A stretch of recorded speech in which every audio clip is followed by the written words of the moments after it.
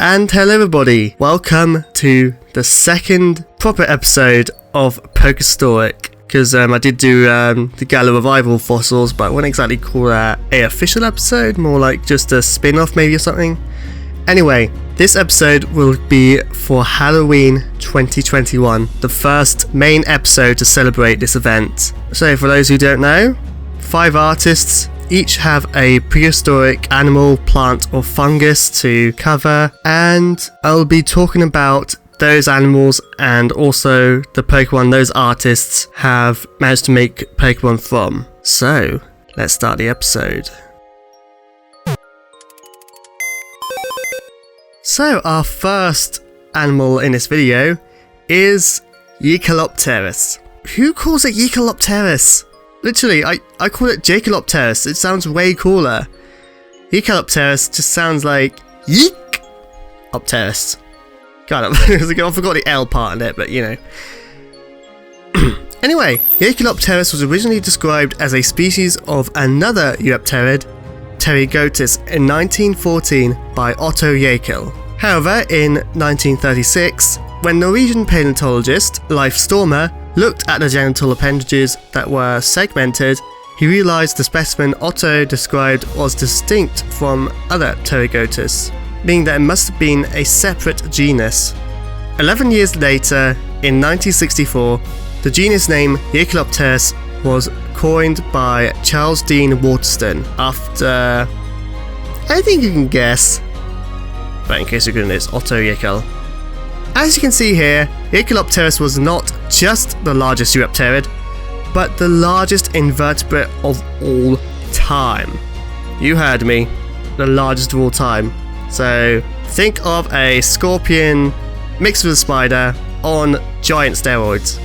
However, this size was only an estimate when a single claw found in Germany was analysed, so its size isn't concrete. Despite this, it would have still been a large animal.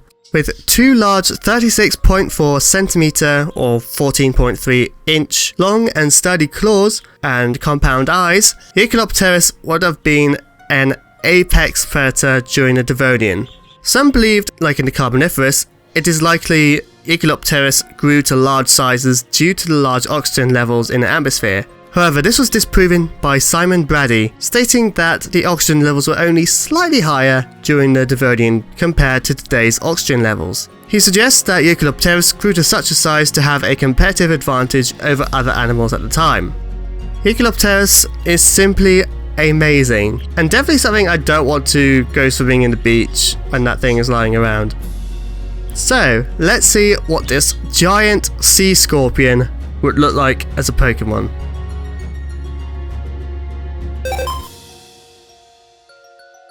This Pokemon was once thought to be extinct. However, a year after a nuclear testing facility was built on an island, Jaeterops have been spotted in the area. Within only a decade, Jaeterops spread to the oceans of Galar and Kalos. Attacks appeared to be the most frequent in areas of large pollution and armed facilities. This is Jaeterops, a giant sea scorpion. If this appears at the beach, I'm just going to turn tail and run. You'll be the first to guess, caught knowing your stamina. Oh really? Let's take a look, shall we? Oh, but before I do, the design has taken influence from other arthropod Pokemon, Paris, Kabutops and Golisopod, which I personally think is a good choice, as I feel looking at existing Pokemon helps solidify your design. Also, it has a radioactive green to its colour, which suggests it's been radiated. Speaking of which, should I be standing next to it if it's radioactive? I better go. Okay, here are the stats. Oh, look at that! 60 speed. What's your speed, Mudkip? 40. Sorry, I didn't catch that. 40. Heh. Oh, sorry. Anyway, despite rubbing that in Mudkip's face, Jaeterops speed is its worst stat. It has great attack and good defense, but is lacking on the special end. For abilities, it has Shell Armor for bulk, Anger Point for bulky sweeping setup, and Poison Touch as its hidden ability, which is great for watering down physical attackers. For moves, I personally suggest using contact moves if you have Poison Touch as your ability, but you can use any physical move if you want raw power with Anger Point. You also have moves like Atomize, Iron Defense, and Horn Claws for either a bulky or a fast sweeper. Preferably, I suggest a bulky sweeper as its special defense makes it vulnerable to Pokemon like Gengar and Hydreigon. To be honest, I'm not certain how this guy would do, but it's definitely an interesting Pokemon to try out. I would like to thank Geralt Lupus for doing this design, and I appreciate that they went for a more realistic approach compared to a more toon-like or Sugimori style that most others would do. I'm not complaining, by the way, I'm just like that bit of variety. Anyway, please check out their social media sites that you can see on screen, but you could also access them in the description below. Now, onto the Mesozoic, no surprise there, we have Pterodactylus. Believe it or not, Pterodactylus was the earliest dinosaur known in human history, and is one of the most popular, although I feel Pteranodon is the most popular pterosaur. Anyway, the first ever fossil was identified by Italian scientist, not paleontologist, in 1784 based on a skeleton found in Schlochwin limestone in Bavaria, Germany. When it was first described, it was thought to be... It says on the screen, you see them. Oh yeah. Funny though, as it wasn't because of its anatomy, but because Collini thought that the ocean depths would most likely be a place for such a bizarre creature to have lived. This idea that pterosaurs were marine reptiles lasted as late as the 1930s. However, it was not until the German-French scientist Johann Hermann stated that the elongated fingers supported a wing membrane. Despite this leap in progress towards the pterosaur we know today, he believed it was a mammal, in reference to how bats share a similar adaptation. Back in March 1800, Hermann alerted French scientist Georges Cuvier of the existence of the fossil when it had been captured by the armies of Napoleon and sent to Paris as war booty. The fossil was then seized by French political commissioners with interest of scientific research. Cuvier agreed with Hermann's statement, which was published in Short in 1800, but Cuvier believed that the specimen was a reptile. Despite Hermann's statement of the specimen being sent to French political commissioners, it was in fact sent to Johann Paul Kahn von Moll in Munich. Why did I say Munich? In Germany, after the death of Charles Theodore in 1802. Cuvier asked von Moll to study the fossil but was informed it couldn't be found. Despite this, Cuvier published a longer description of the animal in 1809 with the name Petrodactyl. Yep, Petrodactyl. But this was obviously a typographical error and was later corrected to Pterodactyl. In 1815, the generic name, Pterodactyl, was Latinized to Pterodactylus by Constantine Samuel Rafinesque. Unaware of Rafinesque's publication of the name, Cuvier himself came up with the same Latinized name in 1819. In 1817, a second specimen was discovered with juvenile traits, such as a shorter snout compared to the previous specimen. As a result, the first ever illustration of the skeleton was published by von Sommering. However, it was inaccurate with various bones being swapped around unintentionally. It was not until around 1860 that the pterosaur was considered a reptile and not a bat. That was quite a while. Did you just spend 3 minutes on that alone? What about the actual pterosaur? Oh, yeah, sorry. I just thought I should add all that information, because I actually kind of find it interesting. But, do you know what? Enough of my voice. Let's have someone else read it, shall we? You ready? I'm ready, thank you.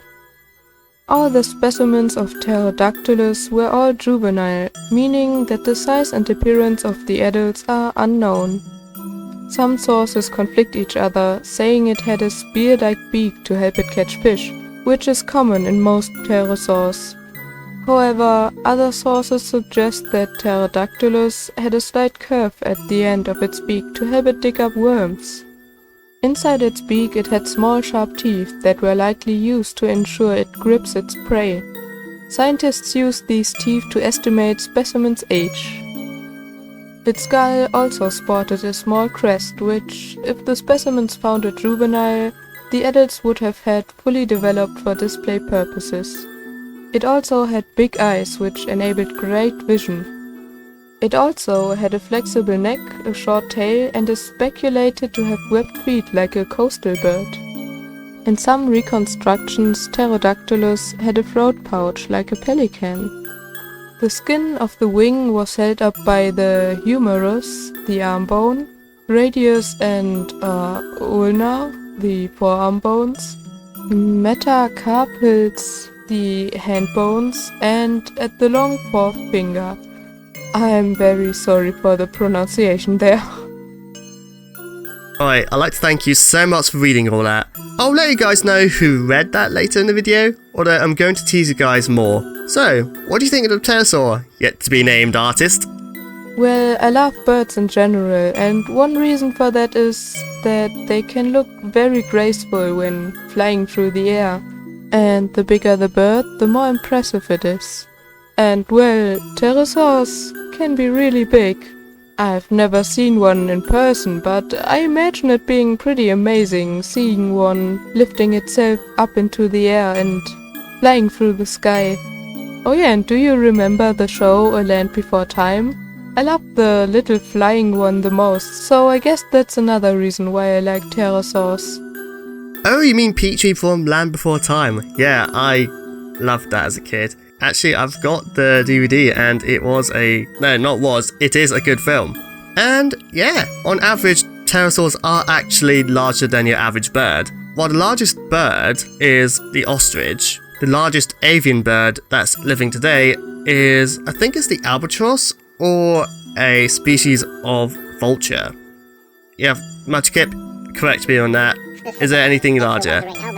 I know, I'm not talking about Agentkajj, I know that's also a massive avian bird, but that's extinct. But compare those two pterosaurs, the largest pterosaur that, well, all pterosaurs were likely avian, but the largest one obviously is Jaekelopterus, which, well, you got the ostrich, which is, I think it's slightly higher than the human. Jaekelopterus can just stare a giraffe in the eye. Yeah, so seeing that fly is really amazing. Sorry for all that talking, everybody. I bet you want to see the Pokemon, and it'll be worth it, I assure you. So let's see what this completely confusing pterosaur will look like as a Pokemon. Pterovice are often found in groups, training their magic attacks together, but in some cases a Pterovice leaves the group to be trained by a Staphyculus on its own. This is Pterovice. Small and cute, this Pokemon is a little witch in training. I like how colourful this Pokemon is, and can you do a little turn for me? Thank you. And it has a really bushy tail. Oh, bless. For stats, it's okay with good special stats and decent speed. However, Pterovice is incredibly frail physically. Now, the only ability Pterovice has is Friend Guard, which is, if you really think about it, an amazing ability. There are so many sets that can burn, paralyze, and poison you, putting you at a disadvantage. But this ability negates all those, unless the attacking Pokemon has Mold Breaker, because Mold Breaker is powerful. Being serious, I think this Pokemon could be Anubis with how useful that ability is. However, the stats do hold it back. Maybe when you're using this Pokemon in doubles, you can use Skill Swap with Mewtwo or Lugia to provide bulky support. Anyway, as you know, a little witch is going to become fully trained. Staphyculus are wise magic users. These Pokemon are often seen training young Pterovice their ways of battle, although it is estimated that Staphyculus only train up to 3 Pterovice in their lifetime. Staphyculus is a spooky, fully matured witch. What's the matter? Okay, it's obvious that this creep will be an alchemy type. Why alchemy and not witch? That is a good question, and I'll explain. Firstly, the type is the artist's idea, although I helped refine a few mechanics associated with them. But anyway, some witchcraft was simply using natural materials to create various items like medicine and rare materials such as gold. This is very similar to alchemy, which appears to be like magic, but was considered a form of science. Think of it like Full Metal Alchemist with the transmutation circles and the law of equivalent exchange. To sum it up, witchcraft breaks the laws of science whereas alchemy is limited by the science. Alright. So, like when you turned yourself into a slice of salmon. That's magic. Firstly, that was an accident, and yes, it was. How have you been after that? I still smell a bit like fish. Speaking of which, have you noticed, it's been coming closer? Because of the smell. You won't eat him. He's only for me. Yeah. Not sure what happened there, but we're gonna need to talk after this video. For stats, Staphyculus has amazing special attack and good special defense. It even has better speed. However, its physical stats are still not great, but attack stat might be useful. Anyway, Power of Alchemy is another new ability, being more offensive instead of defensive. Want to poison the Metagross, ban a Blaziken, or paralyze a Landorus or Regieleki? Now you can. Well, unless they have natural cure like Blissey, then they can just switch out. To be honest, I'm not sure what other abilities could counter this Pokemon. Mold Breaker works offensively, so it can't take advantage of Power of Alchemy. I don't know. Oh wait, Safeguard, that would be a good counter. Anyway, for moves, we have some new alchemy type moves, which will be explained on screen. Alchemic Bond inflicts Bane, which is a special version of Burn, halving the inflicted Pokemon's special attack. I feel Alchemic Stun would be great as it works like Fake Out but is baned instead of flinching. Alchemic Stun is fun if you want to remove either stab or immunities. Cursed Seance is an interesting and risky move that is great if paired up with Pokemon like Lunarvern. Magic Beam is simply Psychic for Alchemy types, and is the offensive move I suggest using for stab. Spellcast is good for being a troll. Again, priority helps its speed. Spellbound is like Swagger, but becomes infatuated instead of confused. I also suggest using other status moves like Will-O-Wisp or Thunder Wave, and either Shadow Ball or Psychic for coverage. Not sure what to say about this Pokemon except it would be interesting to use in the meta, and with a new alchemy type, I would be surprised if it wasn't popular. For more info on the alchemy type, please click the link here, or I might put it at the end of the video. I'd like to thank Lucina for taking part and making these designs in the video, so I'd like to say thank you. Well, thank you for having me. This was my very first collaboration ever, so I hope I did everything right and I hope it wasn't too difficult to work with me. I for myself had very much fun with this, and I'm sure the video will turn out amazing. So thanks again. And because I have permission to promote myself here, follow me on Twitch. I draw Pokemon there live, and I also play games. Okay. Thanks again, and don't forget to like this video and also subscribe. Now, come on. Do it. Click it. Now. Okay.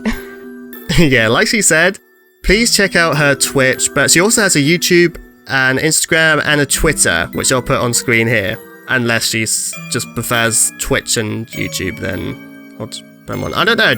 Whatever's on screen, just go there. It's in the description. You know what to do. And just show her love. Just show her love.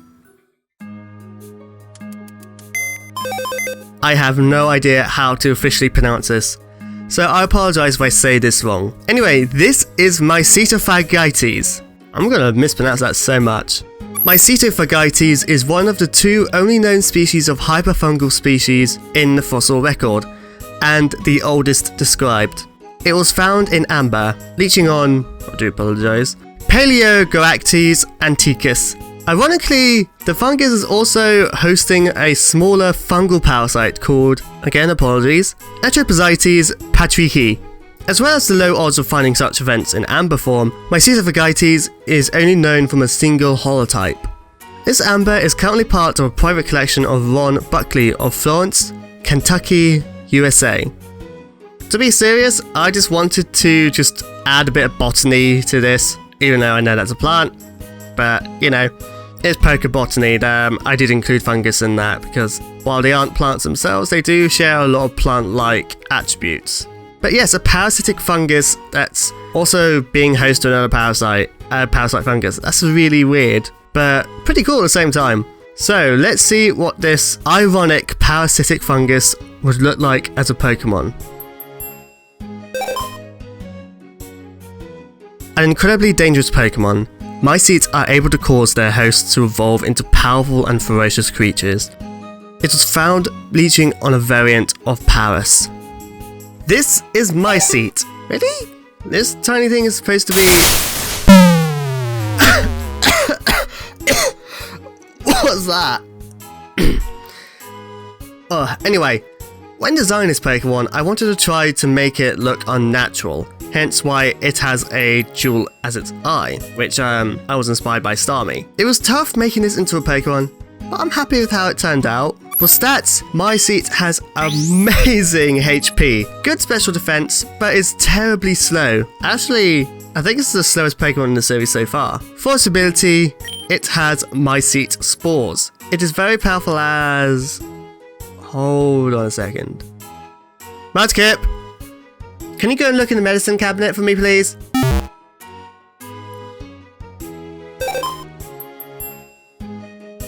According to an old tale, this was praised as a great deity that lets the memories of those who pass to continue inside its body.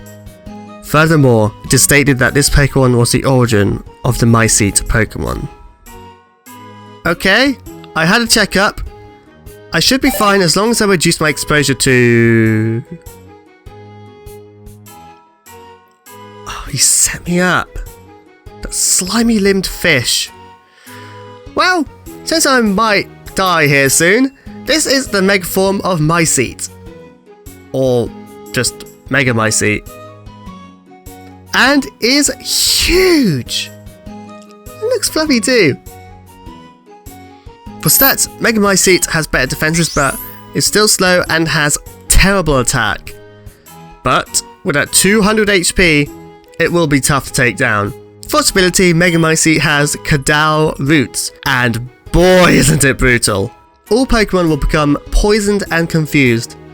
Okay, it is of course not able to work on Galarian Slowbro or Galarian Slowking, as they are poison type, so they can't be poisoned, and if they have own tempo, which prevents confusion, they won't get confused either. But other than that, this is still a powerful ability. For moves, I suggest using this Pokemon as a wall or bulky sweeper. You can even stall with Pain Split, Leech Seed, Ingrain, and Giga Drain. Overall, I hope this Pokemon is an Ubers, as it will be hilarious. But if I had to guess counters, it would be vulnerable to heavy hitting ground types like Rhyperior, Groudon, and Swampert. So, these are my designs, and here I made some shinies. Myceet having a pink hue, while the Mega Form has a bright yellow with some burgundy. So I'd like to thank my patrons for their input, as I have, believe it or not, 14 other designs relating to Myceet. No joke. But I didn't want to take up the time, so I made a mini episode that will be at the end of the video, in the description, and in the eye icon here, and I might even put it at the end of the video. Our first mammalian in this video is Onychonycteris. Onychonycteris is regarded as one of the most primitive bats. So primitive that it still had claws at the end of its winged fingers, which isn't found on bats today. Furthermore, studies of their skulls showed they're incapable of echolocation to find their prey. This provided valuable evidence that bats developed flight before echolocation. I might be missing a ton of information, which I might have to come back to later. But yes, Onychonycteris is... I like it. It's a bat. What else can I say? I don't have much to say about this animal. I like it. There's no specific reason why. I just think it's cool to have bats in the fossil record. That's it. Anyway, let's see what this clawed bat would look like as a Pokemon.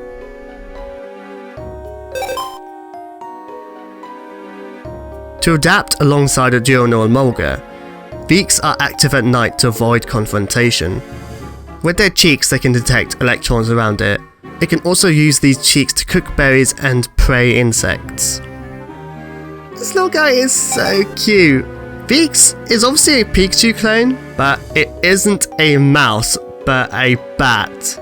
I mean, I know we had like flying squirrels and that, but this feels very different, in my opinion. There's not really much to say, to be honest. I just love it. Okay, I need to find my back scratcher because my butt is getting itchy. Oh, that's better. For stats, Veaks is quite fast with focus on special attack, but is very frail. For abilities, it has static to slow down its opponents, and speed boost as its hidden ability to give itself a... Really? Veaks is too frail and is outsped by Urban Mycleo. Now, let's give this little guy a Thunderstone.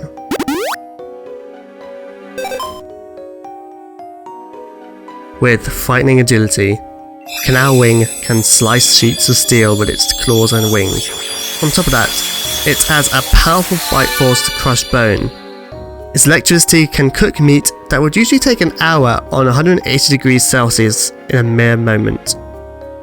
I think I found ourselves a new chef. Canauwing I didn't expect to be a canid-like bat, but it is, and I'm so happy with that. Because we had a dragon bat, we had a pig bat, now we have a dog bat. Also, I just find the electric type to be fun, because, you know, electric types just always look really good. I even think Stunfrisk looks actually pretty cool. Yeah, you can scold me. Boo to you too, I like Stunfrisk. For stats, Canauwing has great offense with decent bulk at the cost of a tiny amount of speed. For abilities, Canauwing has Volt Absorb for recovery and the hidden ability Mold Breaker for breaking through any pesky abilities that may try to stop it from doing damage. For moves, Canauwing has a variety of options for offense, especially with its unique Electric Dark typing. I'm very curious how this would do competitively, but I think it would definitely be very vulnerable to any, I'm not sure, I think just powerful physical attackers, mainly rock types. I'd like to thank Pokédex for doing these designs, and also doing these shinies, and they go for this really lovely warm yellow. It looks really nice. Nice. Oh, all the words in the world, and I choose nice. No, it's just, oh, it's really warm. It's really warm and bright. I love the colour.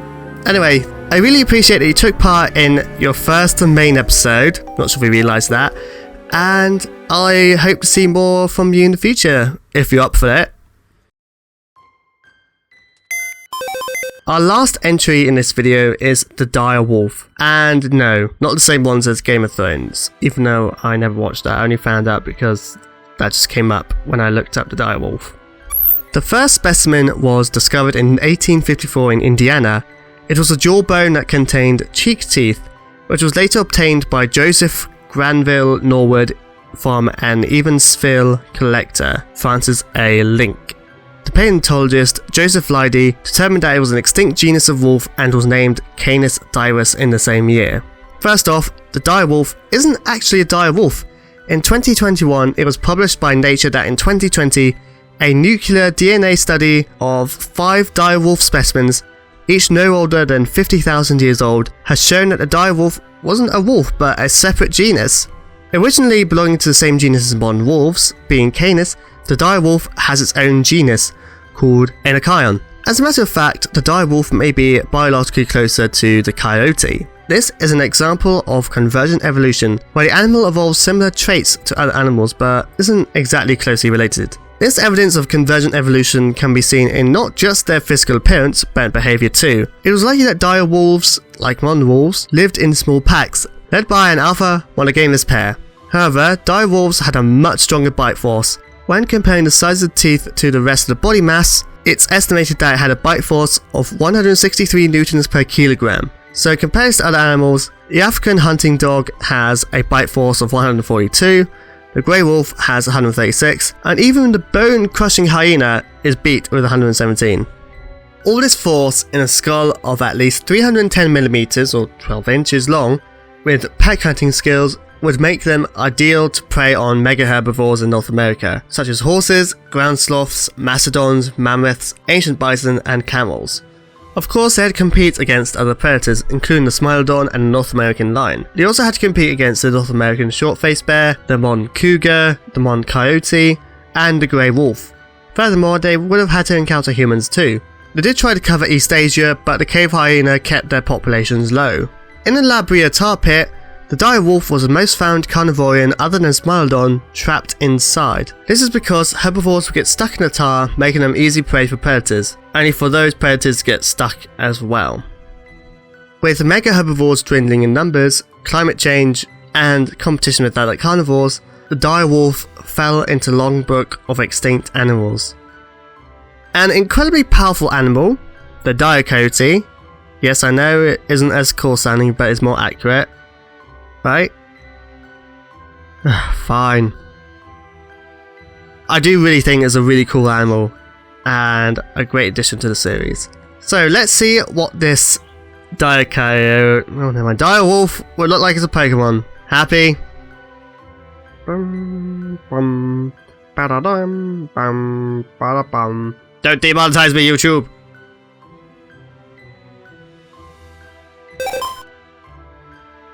Believed to be spirits of large canid Pokemon owned by ancient humans, the Spearwolf roam the sites where they lived, hoping to reunite with their owners.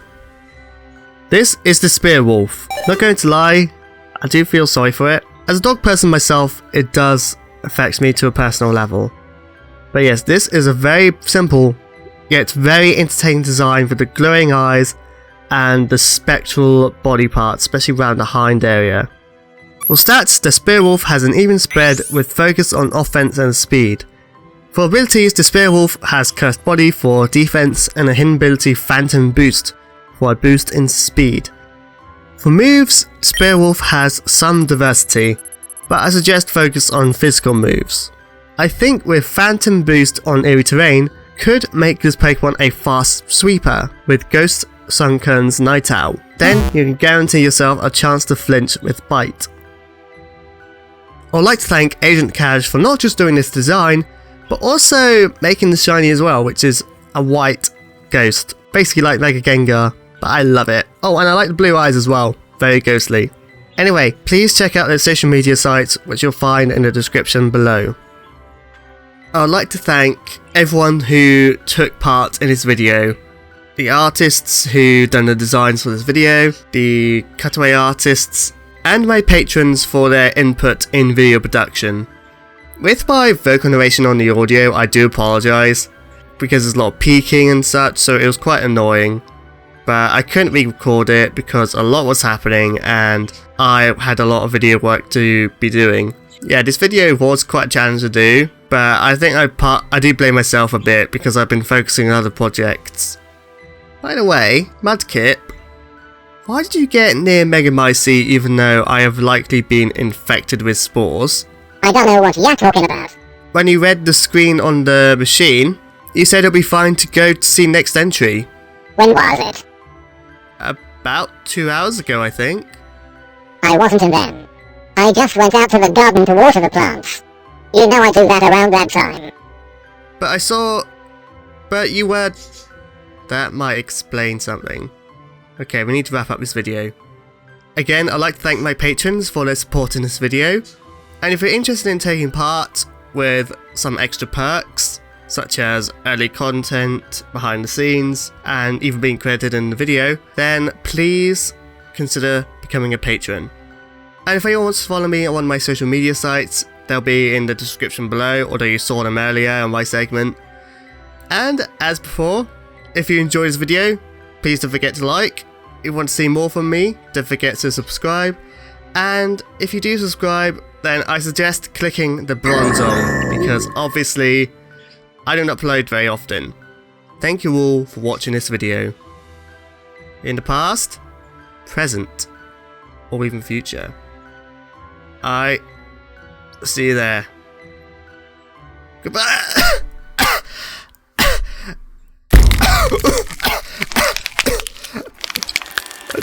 Let's get help.